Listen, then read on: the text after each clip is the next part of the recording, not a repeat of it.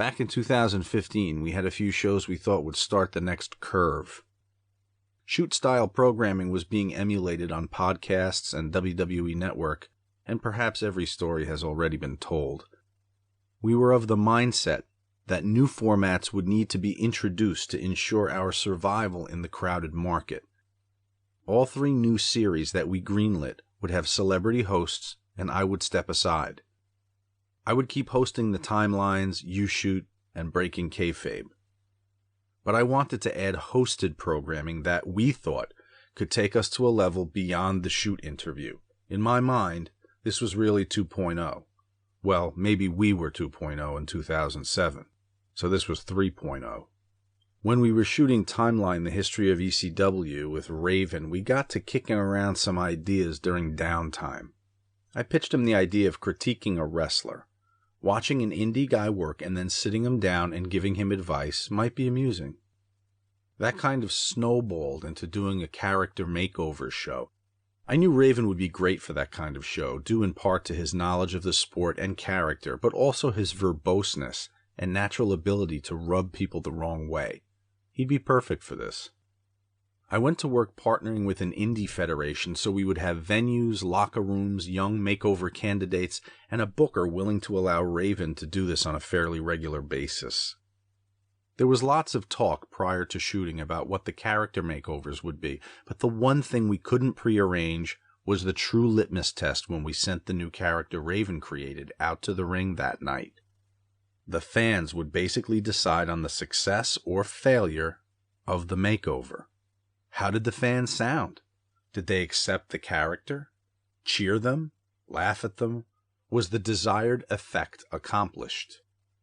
Nothing like this reality makeover show had ever been attempted in the shoot interview world. Actually, I didn't think the term shoot interview was even really accurate in describing what we did any longer. The one series that probably still fit the description was You Shoot. Outside of that, Timeline was a historical retrospective. Guest Booker was a profile of the creative minds in the business, and Breaking Kayfabe probed the outside-the-ring lives of the people behind the characters of the sport. Now, we'd added a makeover program with Raven's Wrestler Rescue in an effort to explore a completely new genre and at the same time start that next innovator's curve. The format of Raven's Wrestler Rescue saw a young, somewhat directionless talent being given new characters by Raven. They were renamed, outfitted in new garb, and coached on their in-ring behaviors and promos. Then they are sent to the ring for final judgment. We went into production and began putting shows in the can and on the release calendar. The first series to launch was Raven's Wrestler Rescue in January, and it opened soft, which may have been expected with such a new concept. People sometimes took a while to connect with a new concept. It's a show that's not a familiar format, so word of mouth or curiosity have to intervene to complete what you thought would happen with advertising alone. The people are the people, in the most democratic sense.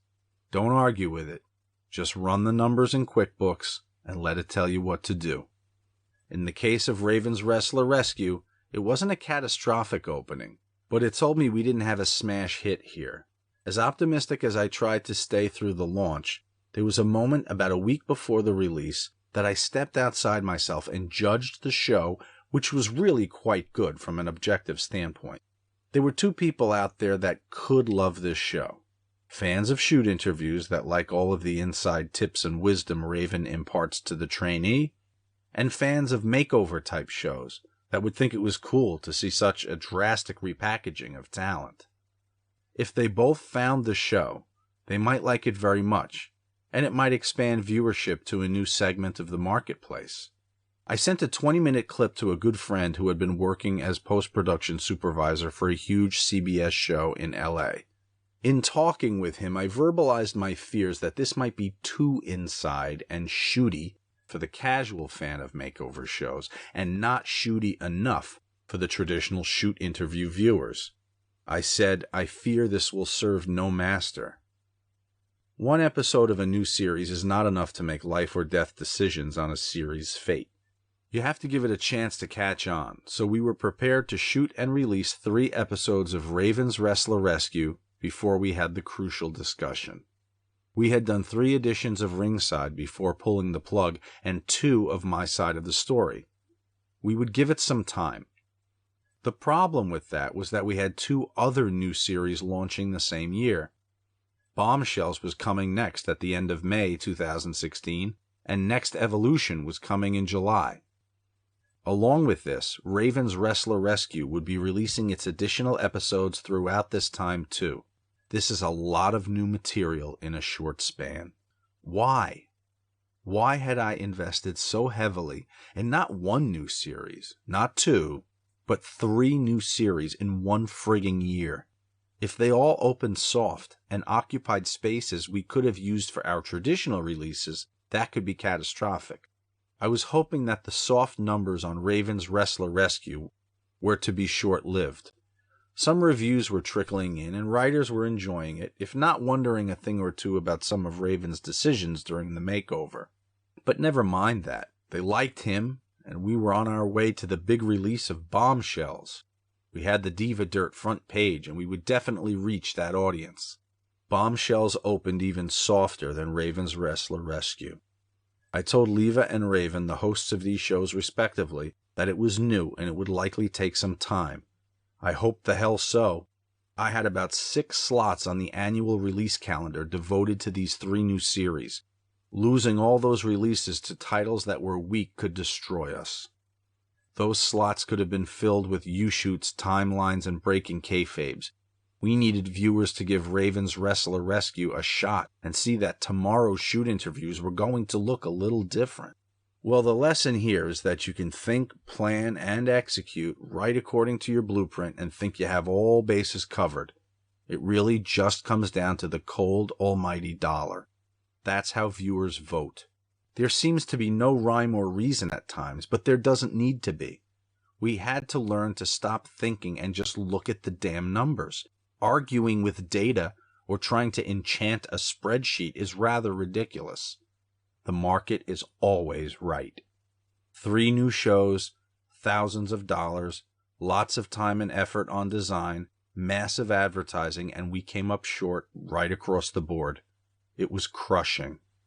Don't lose the lesson.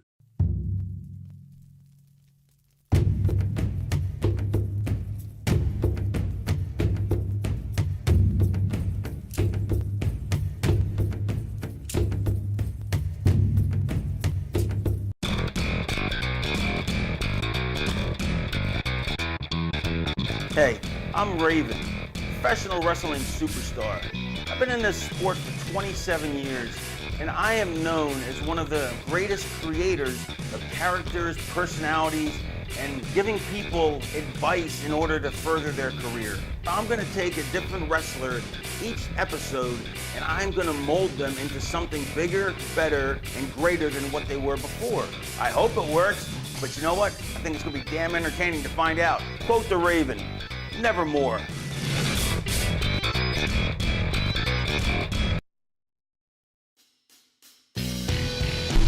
Once again, we are here at the Rawway Recreation Center for a Wrestle Pro show for Raven's Wrestler Rescue. And I think tonight should be an interesting show. I think it'll be a good show. I think there's a lot of potential in the idea I came up with.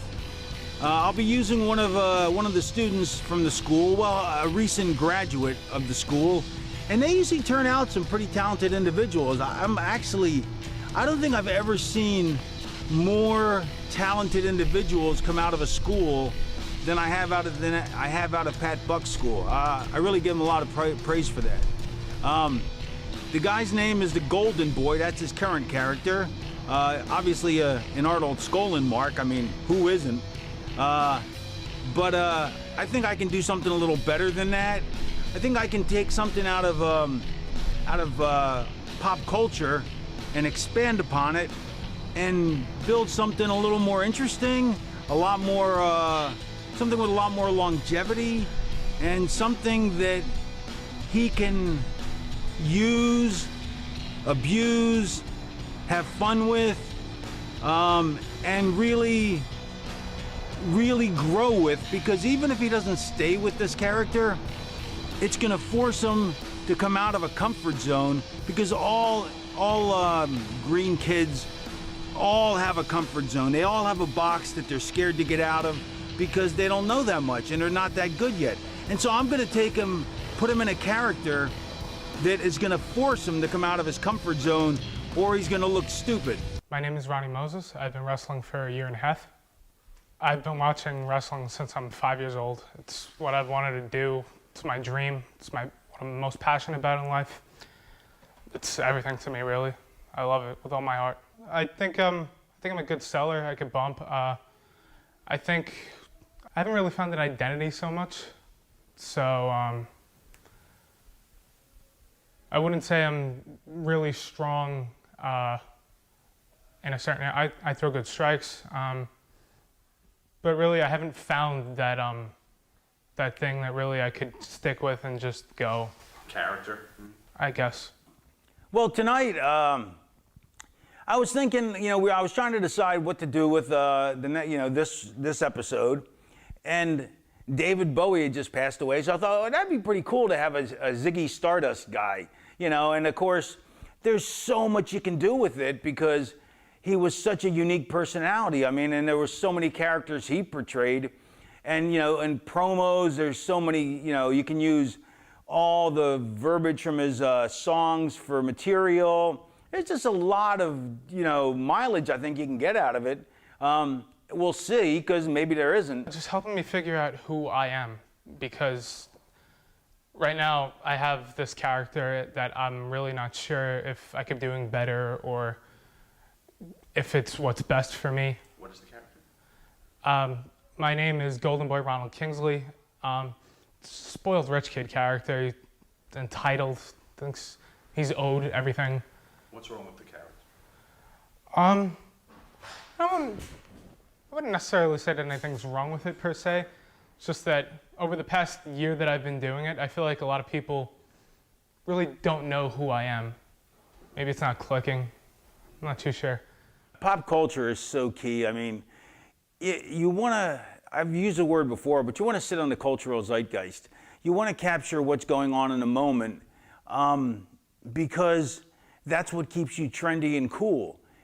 It's like Hogan was wearing Zubaz pants 10 years after the rest of the world stopped wearing them, and it really, he was already losing his popularity. I'm talking about like 92 or 94 maybe or whatever. He already was losing his popularity and people were turning against him, but that just accelerates it when when you're so far out of style. But he was smart enough that when he saw Conan and all those guys wearing FUBU wear and stuff like that, he's like, I'll put on FUBU jeans and I'll start looking, dressing cooler.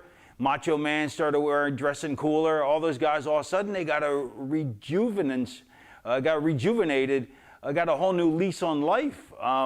Their characters, which I don't think they would have been. I think they still could have I still think they could have been rejuvenated, but not nearly to the level they did if they wouldn't have embraced what was stylish and trendy at the time, because you forget, but when Hogan first came out, Hogan was just cool. I mean, the original Hulk Hogan in the 80s, when he first was a babyface, was cool. The Macho Man was so cool.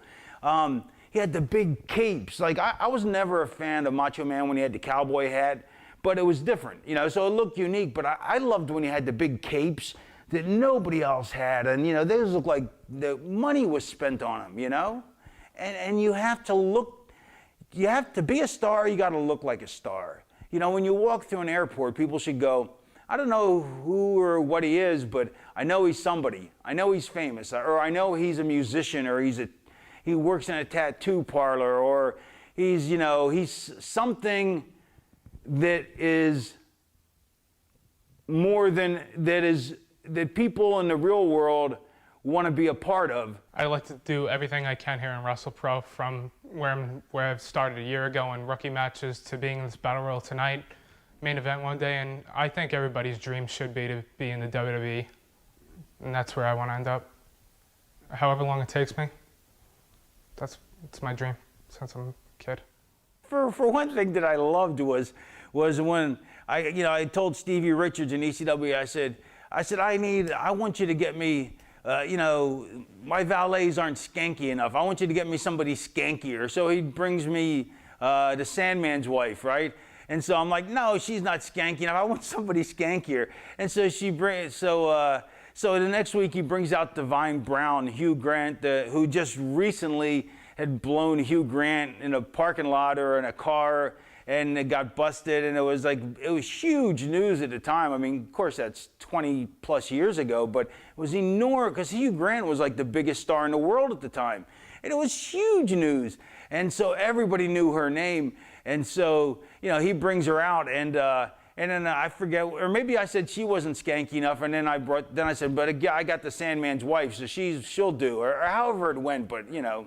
But you got the real Divine Brown. If you can get Divine Brown, is it okay to make a Divine Brown character? Yeah, you can make one. I mean, yeah, that's fine. Yeah, you know, but the only thing I don't like is like when they do stuff like when they would say,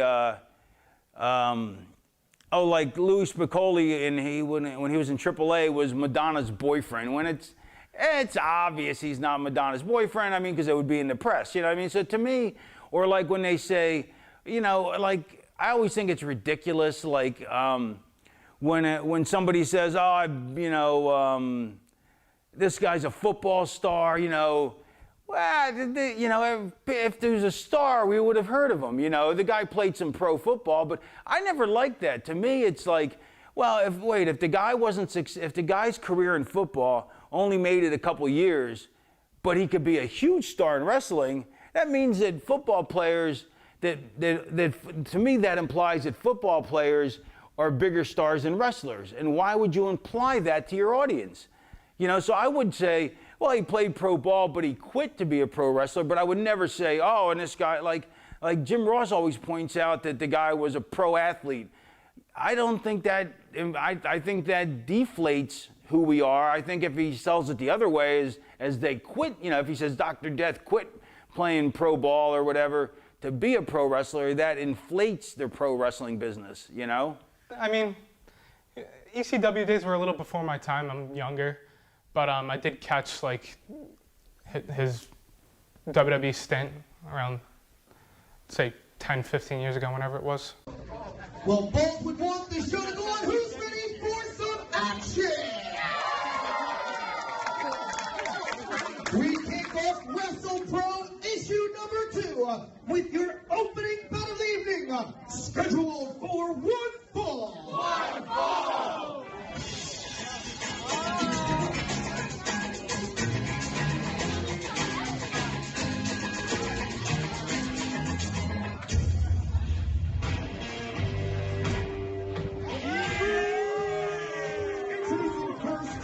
Accompanied by his representation, Shining Edward Jackson.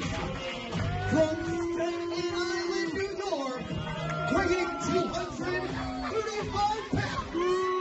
He's the newest member of the AJ5 Tree.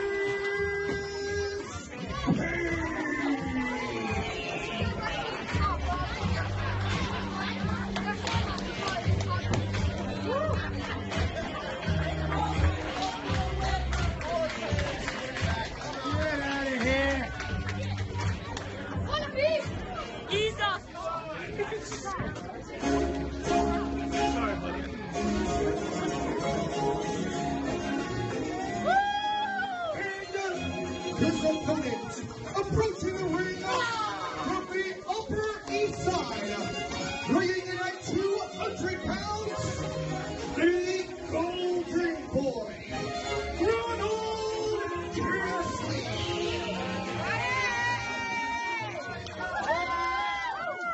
Shut up! Shut it! Blow me! A kiss!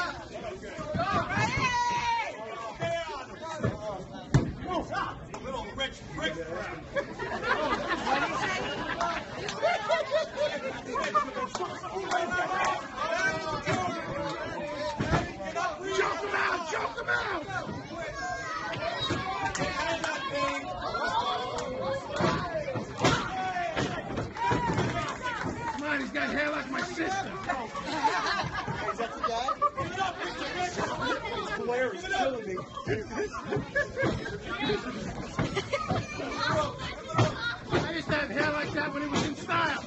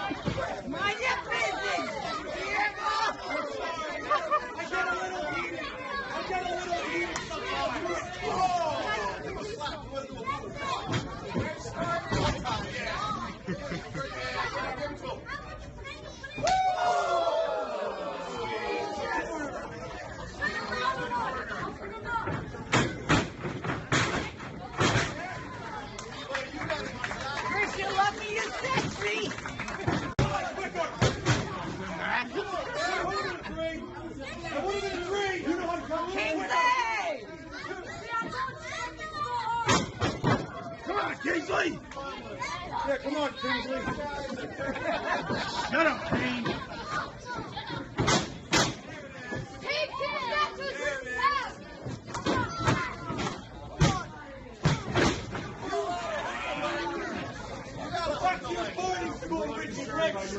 Oh, you look so angry! Come on,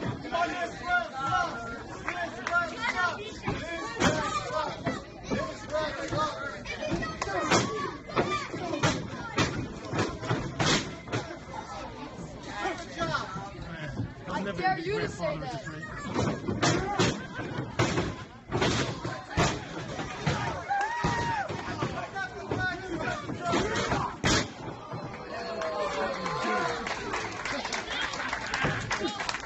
He has green hair.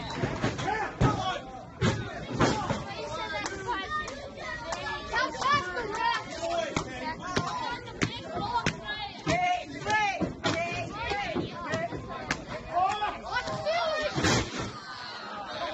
Come on, Kingsley!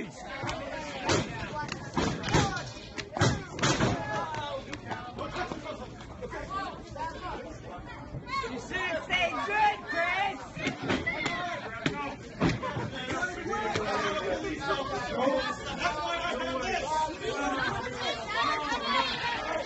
Come on, go and stand in my ass!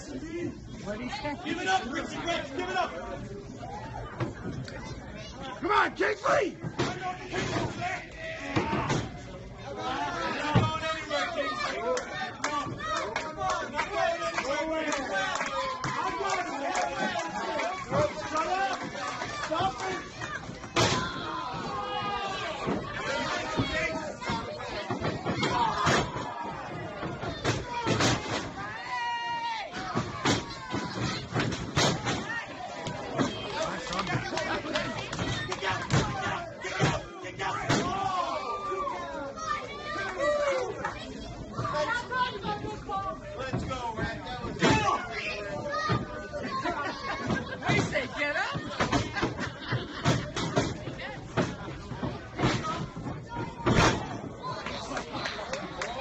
Finish him!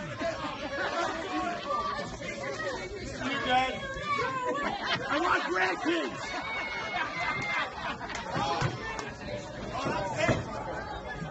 Oh, that's ugly.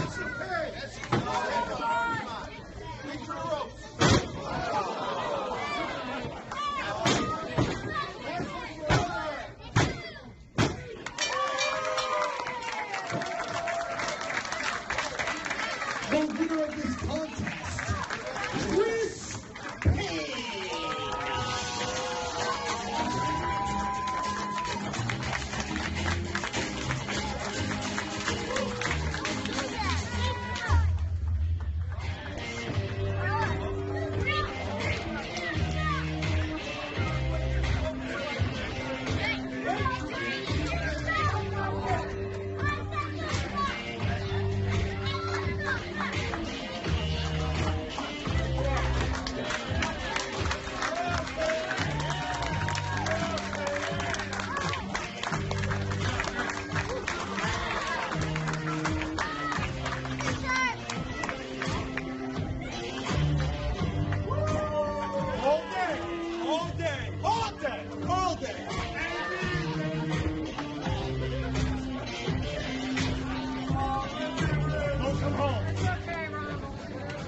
Put some ice on it. Oh no!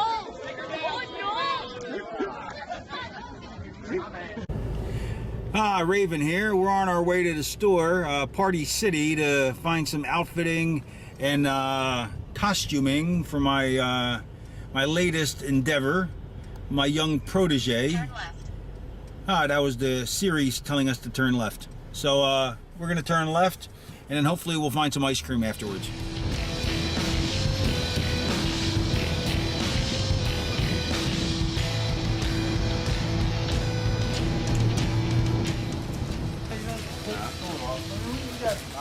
So, I mean, let's keep looking. I'm hoping to find like a sparkly, you know.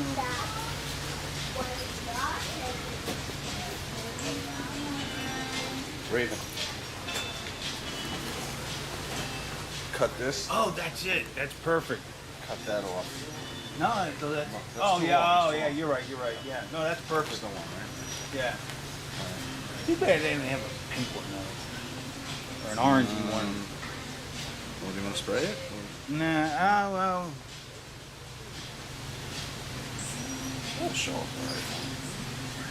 What's that? Did he ever use purple? No, I mean, we don't have to be exact, I'm saying, but it'd just be nice. We got like one suit and we cut the... Yes. Remember how he had like the one leg Yes, out yes. and one arm? What would be a good color? Because they have them in all of them. All right, well, let's keep looking now. You can always come back. Let's ask if they have like a David Bowie hat. I guess it's not. I'm so used to only coming here in Halloween that I'm used to seeing like only Halloween stuff. You know what I mean? Like costumes of Are there props he should be holding? No.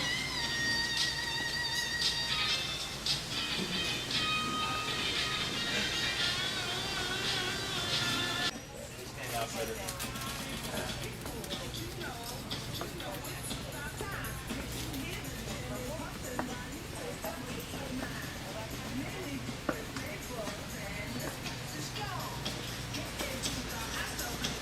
Bowens or like was he ever like in Bowie's? Yeah, I'm gonna look in a second.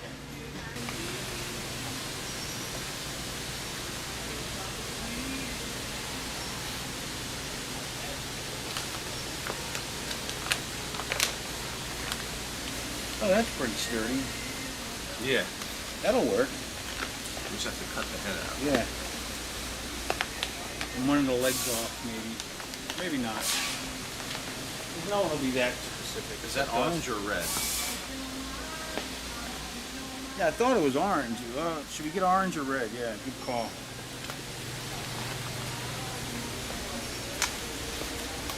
Get a large though. Oh yeah. Let's get Sorry, this one's a logo. which you want, orange or red? I think the orange. So we got the red glove. The red, the orange, tank. Oh, but actually, if we're gonna put them in this, then the leggings won't be relevant.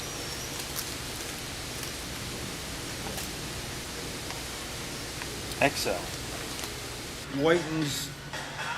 I mean, he did the bolt. With these solid, and then you could lighten his face with white, and then like rouge See how his cheeks were like rouged up? Right. Yeah. Just blend some Yeah, it'll we'll make like it work. rouge on We'll make it work. All right. Just 1 second.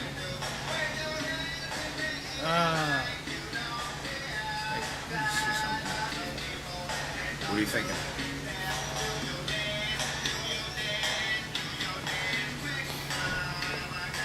Let's go check the orange if there's any makeup.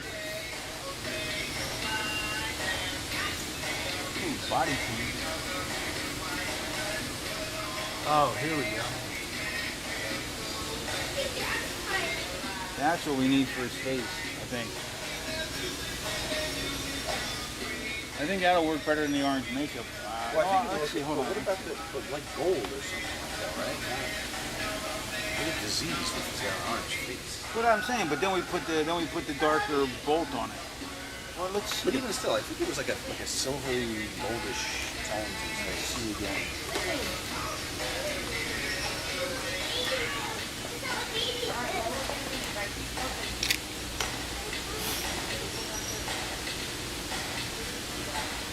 Yeah, it's very like neutral, whatever the color is, and then the lips pop, the eyelids pop, the bolt Right. Oh, pops. we need So some gotta lipstick. go We need to some red lipstick. And then, but I think I think that's gonna obscure the bolt. Well, no, I think we should get a silver for the get silver for the face cover, and then we'll put this over it. Perfect.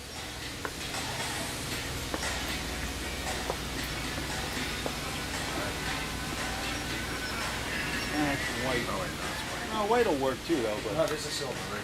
oh, there is. There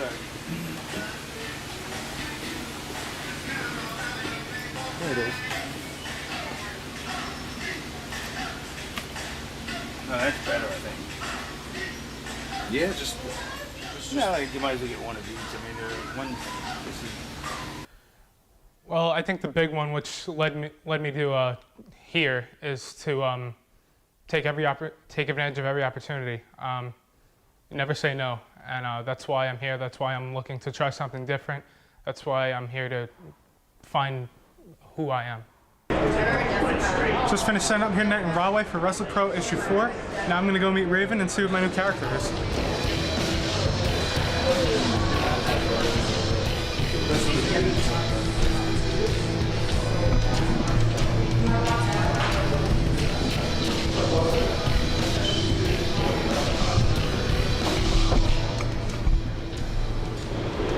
What's up, man?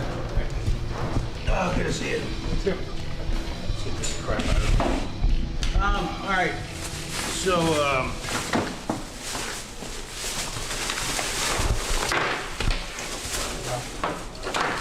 yeah. So I thought to myself, when David Bowie passed away, that, hang on, this is gonna make a lousy sound. When David Bowie passed away, I mean, I know it's a little bit before your time, all his characters, but he was a trendsetter. He was the first to reinvent himself constantly, so he never got stale. But what people remember him by is two phases mostly, I think, the Ziggy Stardust period and then more the later non-gimmicky phase. And so I thought the Ziggy Stardust would be a really cool look. Here, I'll show you a picture of it. What I loved about was the original David Bowie when he was Ziggy Stardust and he was androgynous, you know, and way before Prince ever sung "Am I Black or White? Am I Straight or Gay?" You know, David Bowie had already done that act 20 years before. That was another character he created, Aladdin Sane, like Alad L-A-D, insane. Okay. Like Alad's insane. So it's a play on words, but I think that was a really cool look, you know, with the lightning bolt down the face, and let me show you some other pictures of him. Oops, hold on, like I know how to work a phone. Blah. All right, where's the page I had? Very far out costumes. Basically, his character was he was an alien And he always came across rather alien to the, you know, and he felt that way as well, I guess, from reading his, you know, books about him. That, so I just thought it was a pretty cool look. And I figured if we dress you up like that, and then put a little because he was very androgynous back then, and that was a really big hill to climb at the time, because, you know, I mean, even now people, you know, as in as transgenderism is and fluid sexuality, you know, we're talking the early 70s when it was, you know, like really, you know, a big deal and ballsy to play that. Yeah, much less ballsy now, but I think it's going to be very complicated for you to play, and I think that's good because it's going to bring you out of your comfort zone, because, you know, to play somebody who's slightly effeminate is going to be a very, you know, you're going to have to prance a bit and preen. Let's go with Adrian Street, because that's probably a better example. He was very effeminate until he had to kick ass. And then even once he kicked it, and then once he took over, he was a badass. When he was a heel, he was a badass. He'd pound and kick ass, and then he would dance around and skip around, you know. But so that didn't signal that it was a put on? No, because it's like any other narcissist or show off. You know, Rick Rude, after he would drop the guy on the mat, he would get up and start wiggling his fucking cock, you know. You know, that didn't take away from Rick Rude. I mean, you knew Rick Rude was a badass. I mean, you could look at Rick Rude and go, he's a badass, you know? It's not as easy as just doing, you know, like right now you're the golden boy, so you're kind of arrogant, you know.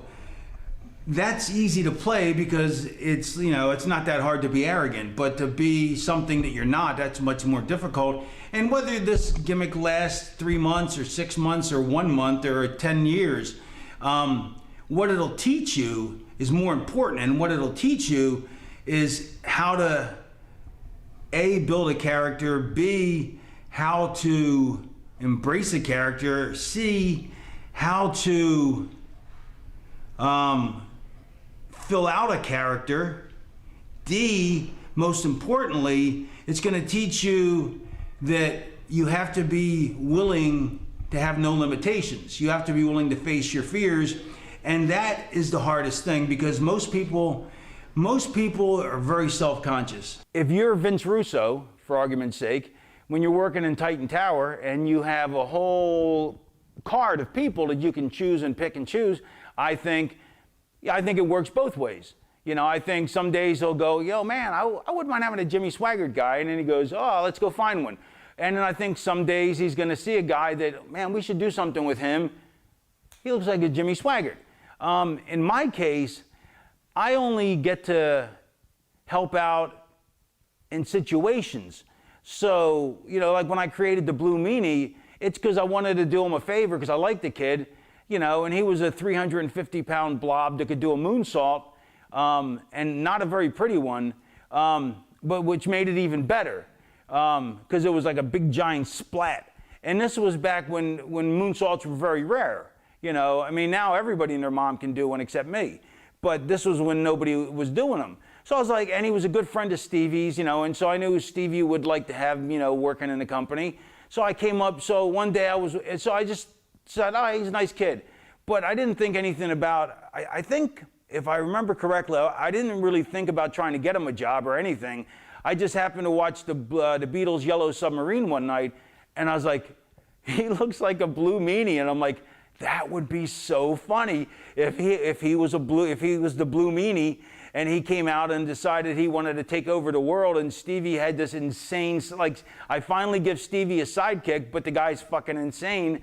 And so Stevie just gets yelled at by me, and then he tries to yell at the Blue Meanie, but the Blue Meanie doesn't listen to a word he says because he's insane.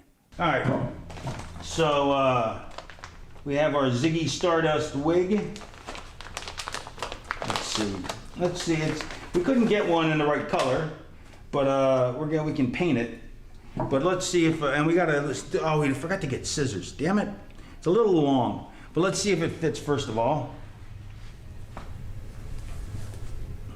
Yeah, that's perfect. We need scissors though to chop it here. We need some, and of course you're not gonna wrestle on that because you couldn't, but you'll take it off before the match. which is kind of interesting. Is Goldust took his wig off before the match, and his brother's named Stardust, and you're work playing as a Ziggy Stardust. So it's kind of interesting that it all ties together, but I don't think it's related in any way whatsoever. Let me tuck that in there. And then we gotta paint your face up. So we'll paint your face up. That's a spare wig. With some silver, we'll put a whole silver, and then we'll get the lightning bolt in there. And then this is the best we could do for a weird, unique bodysuit. It says crap. It says morph suits on it. Well, that sucks. I didn't know it said that. But we're gonna put you in this, and maybe we can put it on inside out, and we'll chop the hood off, though, of course. So we definitely need the scissors, and we'll put this on inside out. Maybe chop the gloves off too, and we'll work on it. I mean, it's a work in progress. It's gonna, it's gonna take a lot of work between both of us. And I think and I'll show you some footage of them moving on the stage, you know what I mean? So I think if you come out, a little, and we'll play some music, they'll have a bed of music, like hopefully Ziggy Stardust, you know that song? No. Way before your time. All right, well anyway, I'll play the song, and then I'll work with you how to hopefully move your body, and it's very sensual, very slow moving. But once you get in the ring, you still move the same way until you do some wrestling stuff, and then you want it to be just as physical and just as vicious. And then it's like you want to prance around, between stuff, but when you're doing stuff, it has to be absolutely as physical as it would normally be. Goldust, if they would have let him be the badass that they wanted him to be originally, it would have been not that it wasn't over, because it was over. It's tremendously over, humongously over. But when Scott Hall didn't want to put him over strong for for whatever his personal reasons were, and it kind of took the steam off of Goldust, because if you're going to be a transsexual, I guess, or whatever he was supposed to be, you have to be a badass, And Johnny B. Bad, he was I think he more than played the part correctly. I think he showed enough athleticism. Plus, he was known as a Golden Gloves boxer. So, so he had I didn't have a problem with that. I didn't think that showed any lack of deference for the wrestling business. All right, so I figure you want to get across his showmanship, his androgyny, his rock star godlikeness. So it's kind of like if you stick your head out, back out, step out backwards, and like play to the music, you know what I mean? So you're like this, boom, turn around, boom, boom, and then kind of turn like on a half pose, you know what I mean? Blow a kiss or something, whatever. Start to shimmy down the, down the thing, down the thing. Maybe stop if there's a guy annoying you, and then look over your shoulder at the camera. You know what I mean? Like, so your position, you basically, by blowing a kiss at the guy, you cut your angle in this direction, so then you can look over your shoulder. And you can kind of like get on that side so you can see what my face is like. So it's like, with a smile, and then you kind of pivot back, and then kind of just take slow steps, and then just listen to the music over and over and over, so you can pick the bits where the music goes bam, bam, you know what I mean? So those parts. So you can do that. You can add whatever you think, you know what I mean? I would go as long as you feel comfortable with it. I'd go all the way around the ring, or I wouldn't, depending on if the people are crapping on it, then don't. It all depends how they respond. You know what I mean? Then get into the ring. Maybe cross your legs and hold yourself like this. Okay. Something like that, you know what I mean? Something to signify that you're something different, that you're somebody different. You know what I mean? That you're something unique. And then wait till like the let's see, when oh, you're in a battle royal, that's right. So before you do that though, pull your wig off and drop it, you know, and make sure somebody comes and gets it though. Like don't just drop it. Call somebody over, you know what I mean? And then give it to them. And then, you know, or whatever, you know. And then try and stay out of the battle royal as much as you can. Like basically let the fighting go on. If it comes into your corner, then, you know, step out of the way. And then when you have to mix it up, you know, of course, mix it up and look as crisp and as charming as you can. But, you know, if you can avoid, you know, contact, you know, until somebody comes after you, you know, avoid it, you know what I mean? Because you're better than that. You're prettier than that, you know what I mean? If you're going to play the character, you got to play the character all the way through. You know, like there's a character in the Indies, Robot Man, who does all this robot stuff, and he has like all this robot gear, and it's really cool, and it lights up. It's really, really a tremendous act. But when he gets in the ring, you know what I mean? And he does all his spots. He moves robotically, but very fluidly robotically, if that makes any sense. You know, and he's very athletic, so it doesn't, you don't go, well, you know, robot, you would just kick it and it would fall down and go, I am falling down, I cannot get up, you know. But it has to incorporate it somehow, right? No, he totally incorporates it. He absolutely, totally incorporates it. You have to show your athleticism, your toughness. Remember, deep down, pro wrestling is a fight, not a dance. And so, or it has to look like even though it is a dance, ultimately, between, you know, the combatants, it has to look like a fight.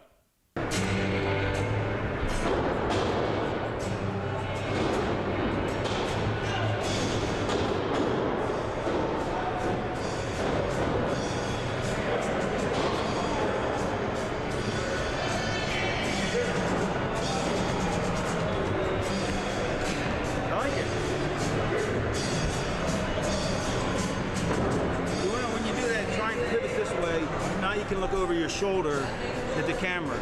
You know what I mean? So you can get that over the, you know what I mean?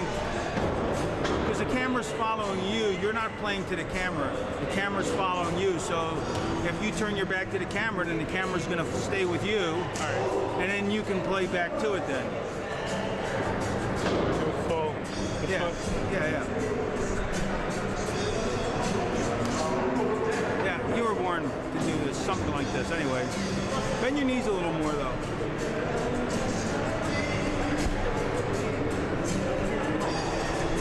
Come here. Do something with the arm. Yeah, swagger like you just did. Swagger with your arms like you were just doing. And now stop. Stop. Stop. Stop. And then look over your shoulder. You know what I mean? Don't do it in one motion. Do it one thing and then another thing. No, they gotta stop even longer. You want to pause for a break. Nope. Okay, stop. Walk and then stop. And I'll tell you when to turn around. All right, stop. 1,000. 2,000. Next turn. I'd absolutely be willing to commit to it and see where it goes. So if we're having a conversation, cheat the camera. So you never want to stand face on the camera. Always want to cheat it. So like if we're having a conversation, we want to cheat it this way, but move that forward, 3/4. So that way we're having a conversation, but the camera's included. You know what I mean? But it's not like we're having a conversation like this. You know what I mean? And it's not like we're totally having a conversation without the camera, because that's this way. So it's like that, 45-degree angle. So like I could tell you were shitting your pants basically before we went out there, but now that you've actually walked through it, well, how'd you feel? Did it feel better? Oh yeah. I was shitting my pants too, to be honest. I was just nervous. I was probably more nervous than you were, because this could be a colossal bust, or it could be really cool. My only thing that I really feel bad about is that we thought we'd be able to do better in the costuming department, so that's gonna hurt us some. But I mean, but it's a first attempt. But I think he did fantastic. I mean, I was really like, oh man, this could be bad. But I think it's gonna be really good though. You can always be bigger. You know what I mean? Okay. Don't never feel. I would rather pull you back than make you than have to make you go forward. And so you're already getting bigger. I really think every case is different. I mean, I think you really got to walk the line. I mean, and here's the thing: you're gonna cross the line many times. You know, you just have to know that when you do, all right, I got to pull back a little bit. You know, it's kind of like when I crucified the Sandman in ECW, even though I know I didn't cross the line because the fans had the right reaction, but for all intents and purposes, let's say I had the wrong reaction. And let's say Paul, like as Paulie said, to appease Kurt Angle, that it was the wrong reaction, okay? Let's say that it was, that we crossed the line. Well, we were the Extreme Promotion. If you cross the line, you don't apologize for it, you know? But I think in some cases, you know, I think on an independent promotion, if you cross the line too far, yeah, I think you do apologize for it, you know? If somebody goes out there and cuts, you know,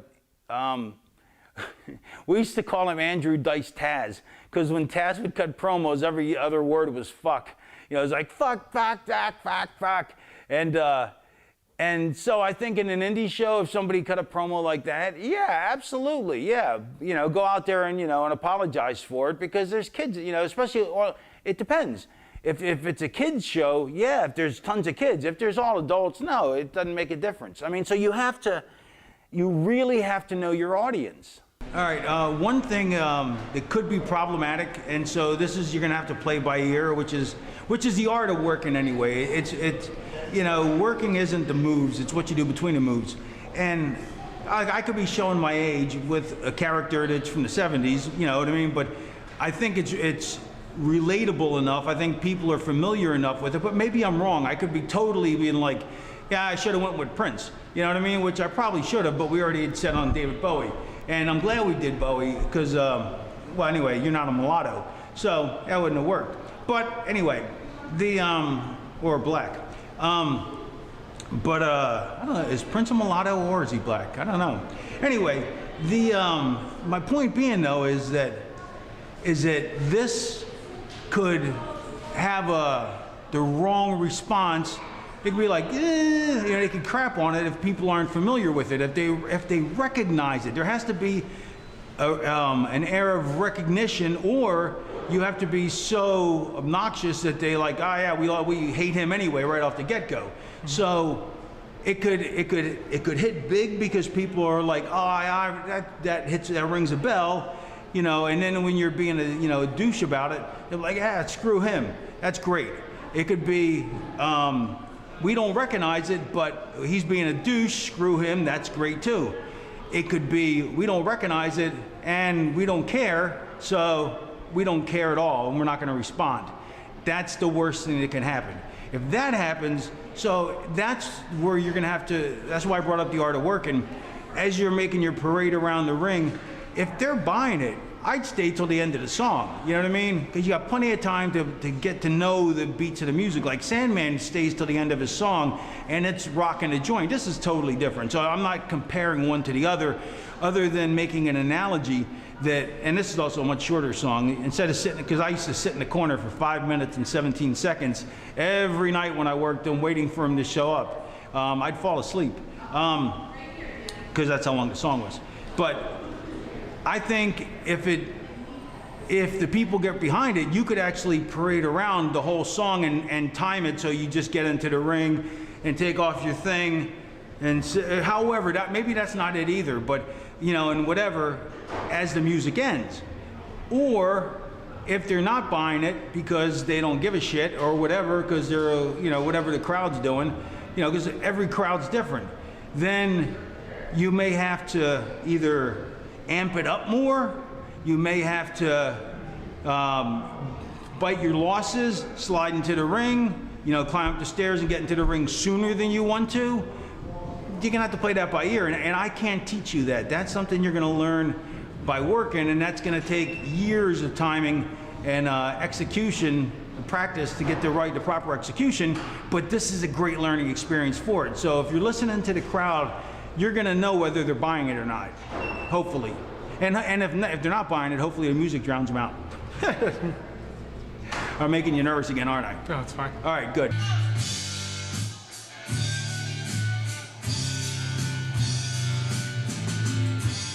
All right, hang on a second. All right, let's start again. You gotta commit to everything. Everything you do, so don't half-ass. You know, if you're gonna pop the arms out, it's like, here's start music.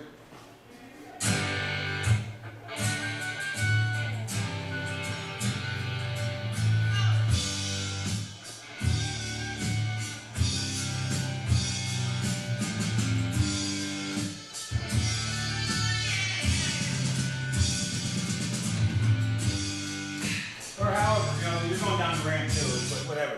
But whatever, what I'm saying though is, when you, boom, don't just kind of pull them, you know what I'm saying? Okay. Anything you do, commit to it, you know, bam, bam, bam. You know, you have to believe in it. If you don't believe it, they won't believe it. If you believe it, if you believe that you're this character, they're gonna believe you're this character. Okay. Cool. From the top. Well, I eat my sushi.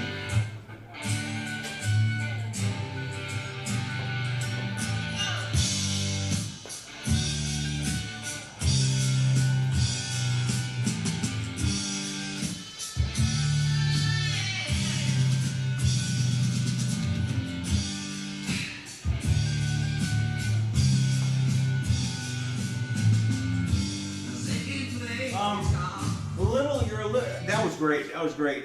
You're a little off on the music cues, but that's you know, you're getting used to it. Don't be so stiff-legged. Kind of keep your knees a little more bent, a little more bouncier in your step. Okay. When you're turning, especially when you're turning. When you're turning around, you know what I mean? So The other way, turn the other way.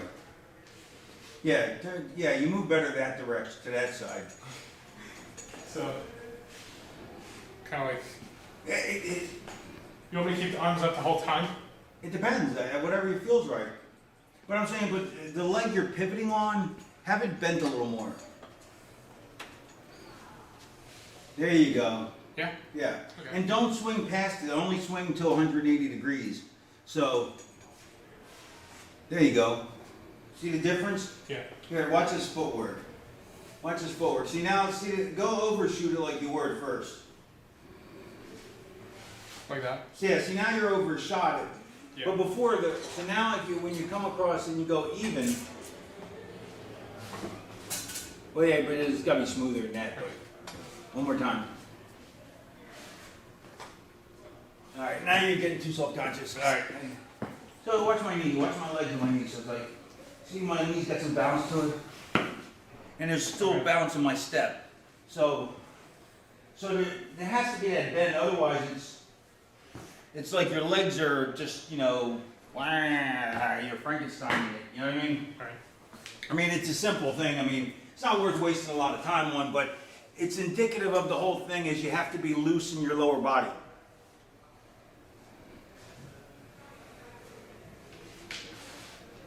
Much better. Okay. All right, we got the face paint done. It looks, well, back up. So back up some so it looks better. Up close, it looks a little splotchy, but that's because we got crappy paint. Yeah, what are you gonna do? We're on a budget. Now we got the outfit on. Let's take that off. Take your sweats off. Let's see how the whole thing looks. Oh wait a minute, you got your tights on over it. Why do you have your tights on? Your Golden Boy tights on. Well, they would show under the suit, so. Yeah, I was just thinking like that it would just be like, turn around. Let me see. Turn around. Hold on. Take the whole thing off. Take the sweats off.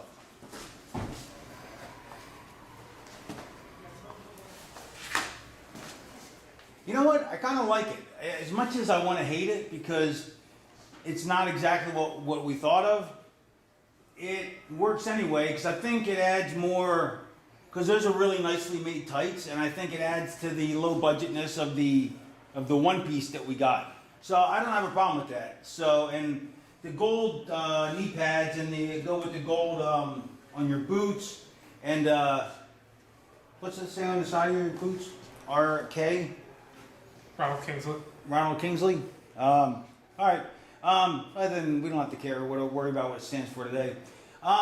I kind of like it, so I think it works. I think it adds to it because it is wrestling, you know. And if those, otherwise your balls would be probably hanging out of those anyway. I think we should get a little more silver down onto the neck. I don't know. What do you think, cameraman? No? No more silver? Because where do you draw the line? Then you got to go all the way down. That's what I meant. But I think Bowie just did the face, right? Well, I don't know. I'm saying we don't have to just go with what he did. I mean, we're adopting and we're taking poetic license. And you know, David Bowie was Ziggy Stardust is the jumping on point for the character. You know, can you paint? No. All right. Well, you're gonna have to if you're gonna continue to do this if you want. If this goes over well, you're gonna have to learn how to paint your face, you know, the way like that. But really, it shouldn't be hard if you got a paintbrush. But we unfortunately did it the idiot way because we went to Party City and they didn't have any acrylics and stuff, and we should have went to Michael's. That's where we should have went. And we should have got acrylics. But I thought acrylics would be too loud. I wanted it to be a flatter. So there is a reason why we picked the crappier looking paint because we wanted a flatter Ziggy Stardust look.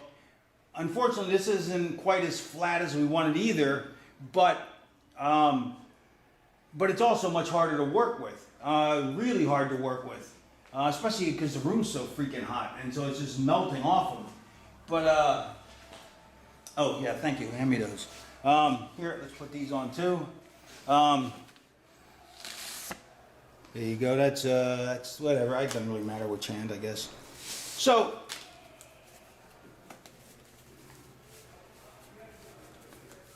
Have you, before you came in to get painted, were you studying your Bowie? I was listening to the music and just trying to get into it. All right. Hang on. Let's pull those back. Hang on. Take that and hold that.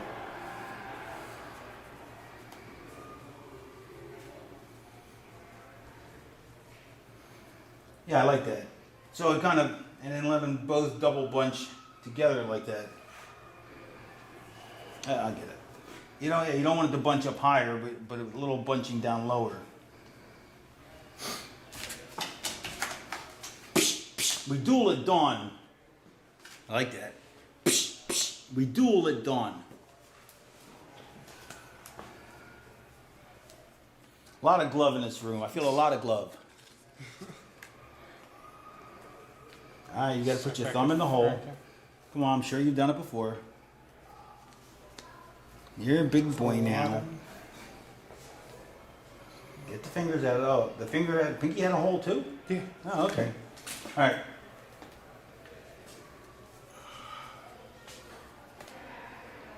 So I like it a little bunchy. Oh, that's what was. I knew there was something missing. God, the good thing I got a cameraman here.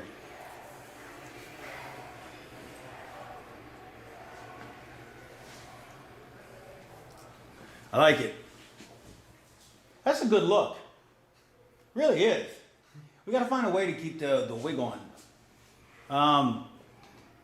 Yeah, we got to find some pins and stuff to get the. If there's any, we got to find some girls to figure out how they do it.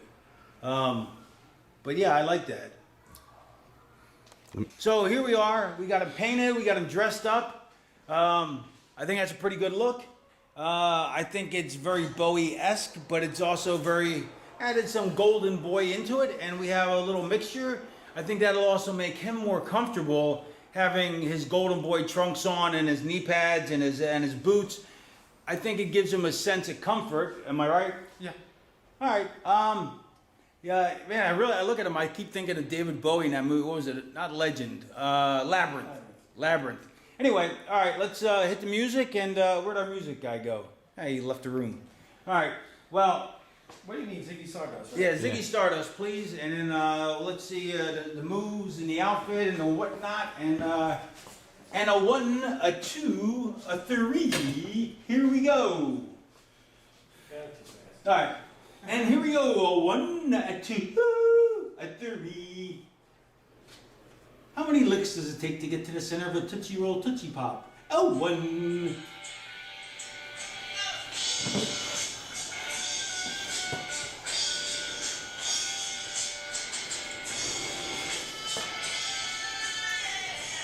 Yeah, face always up. Yeah. Bend the knees more. Waist, move it sexually from the hips. There you go. Yeah, music ran out pretty quick. Alright, start again. Try and get into it sooner, into the arms out. Like, don't wait so long. Because you don't want to, because people don't know who you are, so you don't want to wait too long your first appearance. Alright, start over. From the top.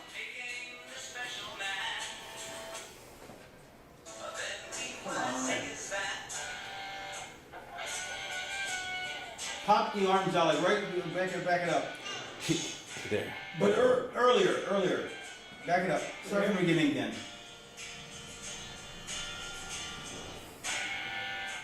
Boom. There you go. Turn. All right, now remember, back it up. Remember, knees bent, more from the waist. Yeah, from the hips. Head up higher, so they can see your face. Knees bent, bouncy in the waist.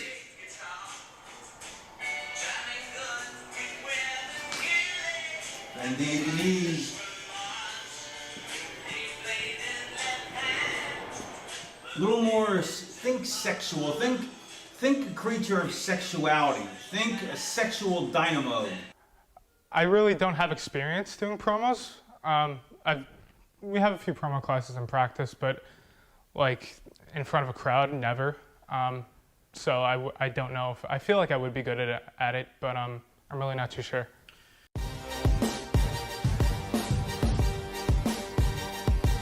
I proclaim that what stands before you is not a golden boy, not an artist, but a new and improved Ronald Kingsley. A Ronald Kingsley who, on June 11th, stepped into Keyport in a gauntlet match to determine who faces the next-gen champion, Sanjay Dutt. Now, why? Why do I have to go through 7 opponents? See, the thing is, I shouldn't have had to pull any stunts in Rahway to get people's attention. I'm a Kingsley. I come from a millionaire family. I am a natural-born success. Let me try this one out for size. Ronald Kingsley is entitled. I was entitled to the Create Pro Cup, and I should be entitled to a shot at the next gen title. But that's just not the case. So, a little word to the not so wise for my 7 opponents. This is a Ronald Kingsley that none of you are prepared for. Take a good look, boys. This is what success looks like. All right, so the way I see it is, when you come and cut your promo, you want to name check a bunch of Bowie songs, and you want to talk about how when Bowie passed away, his essence came into you, and now your genius is mixed with his genius, and together it is unfathomable how far you can go. And my opponents, they're no longer going to be in their golden years because and they'll no longer, because as I ascend into the world of fame, it is my golden years now, and my opponents will be facing changes.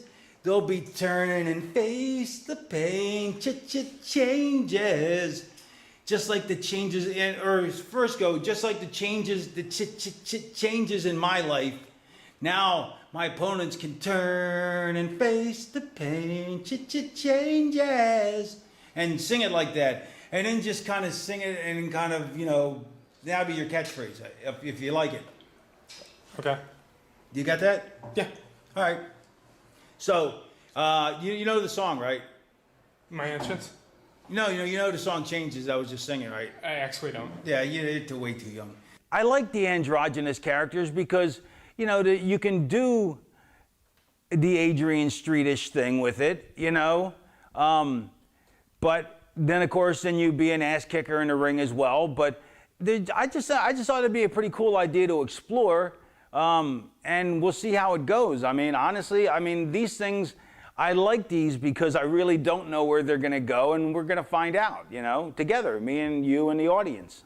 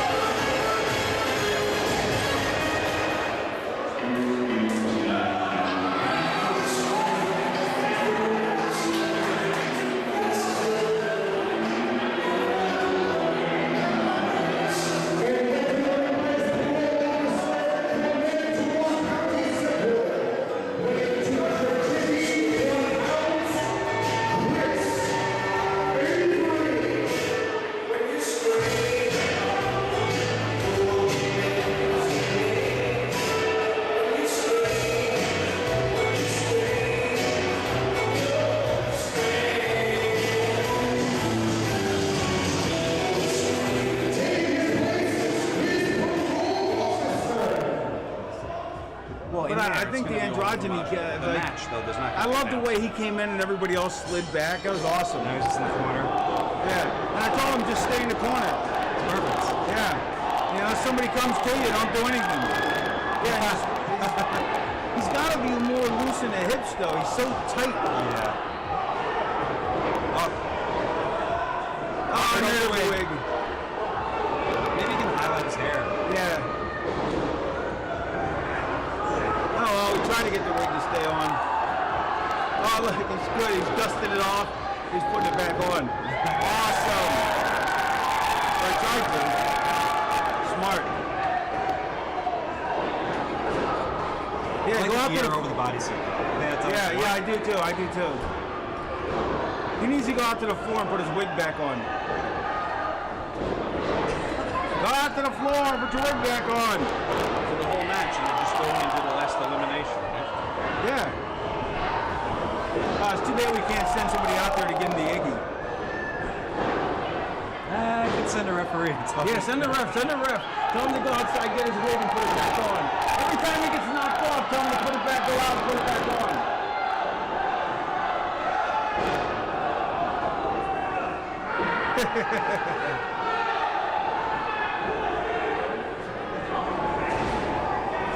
I love this version of Changes. Considering he's never heard the song, that's not bad. Because it was just, if you never heard, like if you're a kid and you never heard the song, it still works because it sounded, oh good, he's got the wig back on. It sounded so loud and weird that it works anyway. Like it works on a couple levels. Look, get a shot with the wig back on. I don't get a shot. I don't care. Anthony's shooting it from the blue. No, I don't care. Somebody's trying to be suplexed over the top. He's just sitting in the corner. It's awesome. Just disinterested. That's why I had him cross the legs and put like his arms like he's just. Yeah, I'm better than you. Don't. I should have explained that a little more to him too. Why? But to me, it's just like I know why people move their bodies in certain ways, and to me it's so second nature. Sometimes I forget to tell people when I'm explaining to them, like, because if you think about it, that this is just such a standoff pose, you know what I mean? It's just like, don't bother, don't mess with me, don't mess with me like I'm a tough guy, but don't mess with me like, just don't even bother me, leave me alone, go away.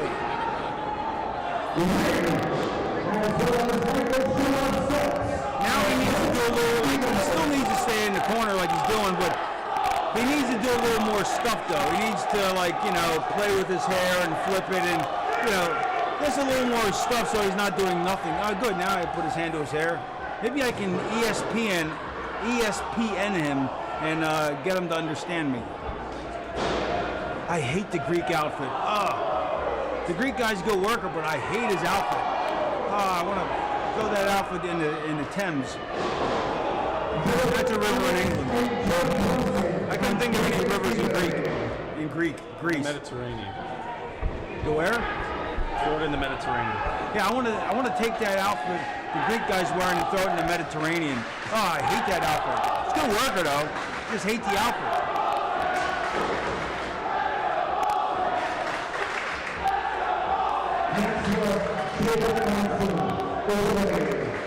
He's got to look more enthusiastic, like more in control, less bored, and more. There's an art to being disinterested and still looking interested.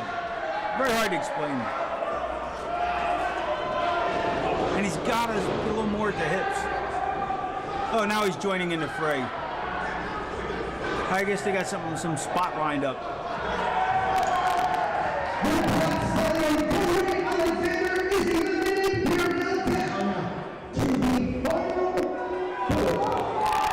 Down to 4 people, and he's one of the 4. Let's pretend we don't know who's going to win.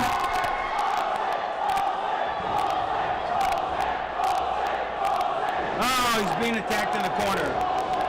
Oh, and there goes the wig. Get the wig. Save the wig.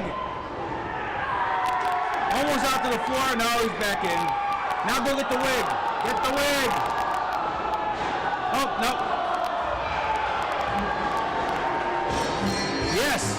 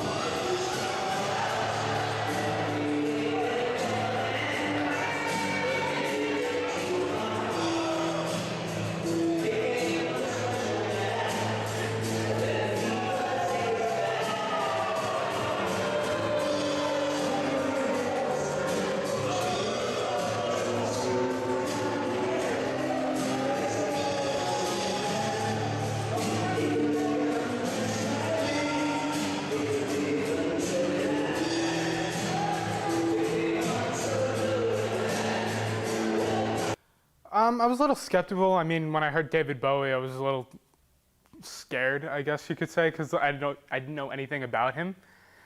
very before my time. But like I said, I was willing to try something new. I was having an open mind, and I went for it.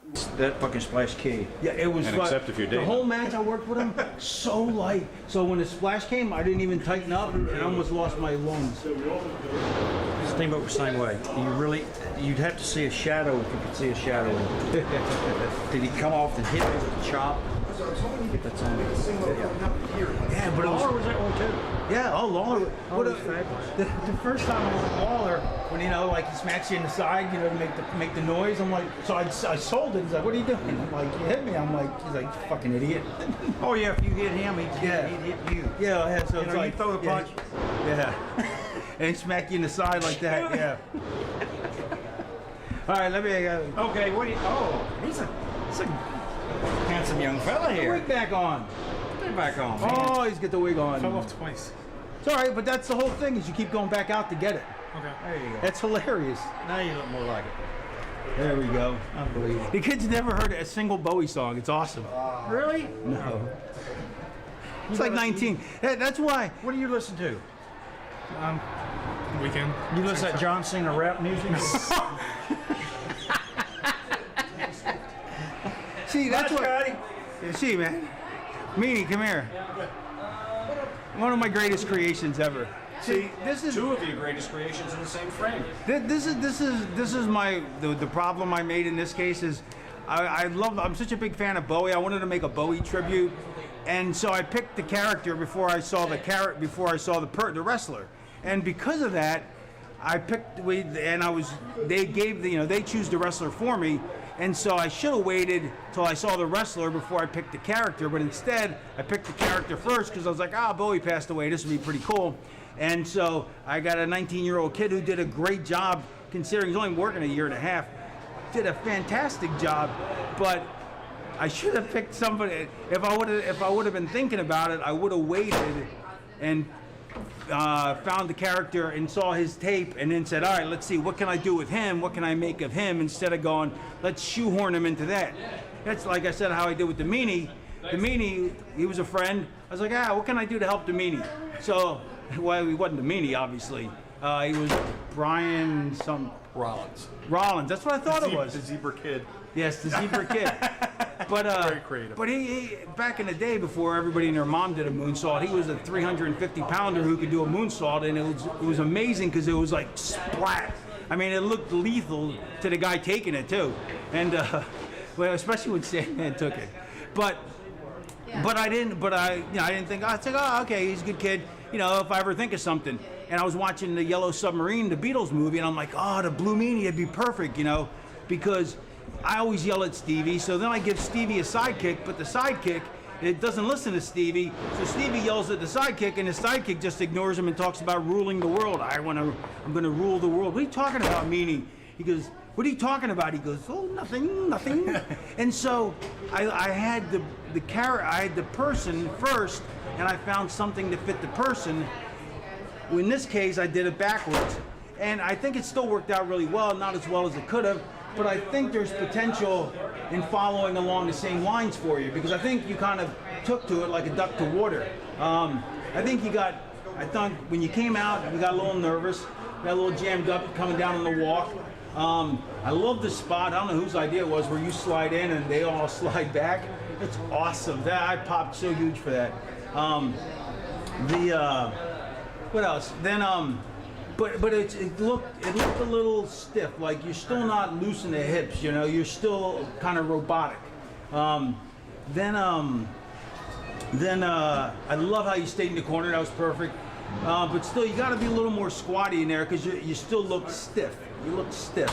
And I should have said this, but I'm so used to knowing in my head why things occur and why people do things and why things are the way they are. Like. So people's body language, I don't know if I explained it well enough, that the reason your legs are crossed and this is crossed is because you're better than everybody. Leave me alone. So this shows you don't want to be bothered. So and by not crossing it like a normal person, but by half crossing it, it shows an androgyny to it. And the legs crossing is, so now I'm blocking this half of my body to you. So, but I also like the fact that you can't stand in one position forever, so then you started playing with the hair, but don't be afraid to do too much. Remember, it's better to do way too much. Like, to me, he was awesome right from the get-go. He was way over the top, and it was perfect. I didn't have to pull him. I didn't need to pull him back, and I didn't need to push him forward. He just went way over the deep end, and it was perfect because the Blue Meanie is the character over the deep end. If you want to pursue this in this character, and you may not want to, but I think there's two things you can pick from this. One is you can either stick with it, which we'll come to in a minute, or you don't have to, but I think what the lesson you can pick up is that you have to embrace everything. You know what I mean? All full bore, what you finally did at the end when you licked the trophy, give me the trophy, and then you kissed the trophy and licked. I love the lick the trophy. That was awesome. You know, I'm glad I was part of me was like, go for the phallic symbol, you know, and ride it. But then part of me was like, I'm glad you didn't because it's a kid's audience. But those are also the things you think of on your feet, which is the art of working, as I said before, is what you do between things. So I almost could have seen you grab the trophy, put it between your legs, and then ride it around the ring, you know what I mean? Or just rock back and forth, you know, because you're supposed to be a sexual predator of sorts, you know what I mean? Meanie, do you have anything you'd like to add? Just do a lot of tape study. I mean, when you gave me the Blue Meanie character, we drove 6 hours from Pittsburgh to where you lived in Jersey, and we waited for Blockbuster Video to open that day, and you made me rent the old submarine, and we just watched my parts. Did we really? I forgot all about that. Yeah. We waited till Blockbuster opened? We drove from Norm Connor's show in like northeast Pennsylvania through a blizzard. We couldn't see the road. They hadn't plowed the road. I hate that drive. Yeah. And you're selling me on the character. You're like, kid, you're going to want to paint your whole body blue, but just do your hair. I was like, whatever, you know? And he made me watch film. I mean, the world's your oyster today with YouTube. You don't even have to go to Blockbuster. So, like, look at Bowie, look at Manson from the Dope Show era when he's doing the androgyny thing and stuff like that. And just watch it and practice in the mirror. Practice promos in the mirror. That's the most important thing. So you can see your facials and you can tell what works, what doesn't work, instead of just doing it, you know, trial by fire. And just see. Yeah, I mean, you got stuck. You got shoved out into the deep end of the pool with no arm flappers or anything to float, to keep you afloat, because you weren't even a Bowie fan. You didn't even know any Bowie material, So when, like, the changes of when I was, trying to tell you for the promo, and you never even heard the song, and to me it's beyond comprehension. But there's probably music you listen to that I wouldn't even know is music, But that's also, maybe you make so if you like this kind of character, which I kind of think you do, but I don't know, it's up to you, but I'll get your opinion in a second. But let me just finish it by saying that if you do, update it, modernize it, make it a 2016 version, or keep it Bowie-esque, you know what I mean? It's the way I say now, it's probably not going to be that hard to do the paint job because it's just a fucking lightning bolt, you know what I mean? But because I can't paint to save my life, and the paint we used was such crap, so that's the shits. And if you grow your hair out and then you can spike it up and dye it red, or put the red spray paint in, it just comes right out when you shower. But I don't know. What did you think? I was skeptical at the beginning, but once I got out there, I don't know. I felt more comfortable than I thought I would. And I think I embraced it more as it went on. Right now, I'm really not sure what to think. All right, that's totally fine. I mean, look, these things are meant to be an entertaining show, and hopefully help you learn. Hopefully you've grabbed a lot of lessons from me, regardless of whether you like the character or don't like the character. You know what I mean? Mm-hmm. And like I said, it's a lot my fault because I went completely backwards. I should have watched your tapes and then come up with something that fits you exactly, and which is what I normally do. But instead, I wanted to shove a round peg in a square hole. That would actually fit probably. I'd square peg in a round hole. That's probably better. Or a square peg in a triangular hole. It was an experience, I'll say that much. So we'll see what the future holds. Right now, it's up in the air, whether I'm Ronald Kingsley or the artist formerly known as. I feel bad. I feel that I let the kid down, honestly, because I know better. I shouldn't have tried to make him something I wanted to see. And in fact, I decry when other people do that, so why I did that, I don't know. I'm going to study up. I'm going to see what I could do to better myself as a wrestler and find that character that really defines me. Yeah, I think I could have done so much better for the kid. But on the other hand, peace sign to my boys, the minstrels, just went by. On the other hand, hopefully the kid will learn from it.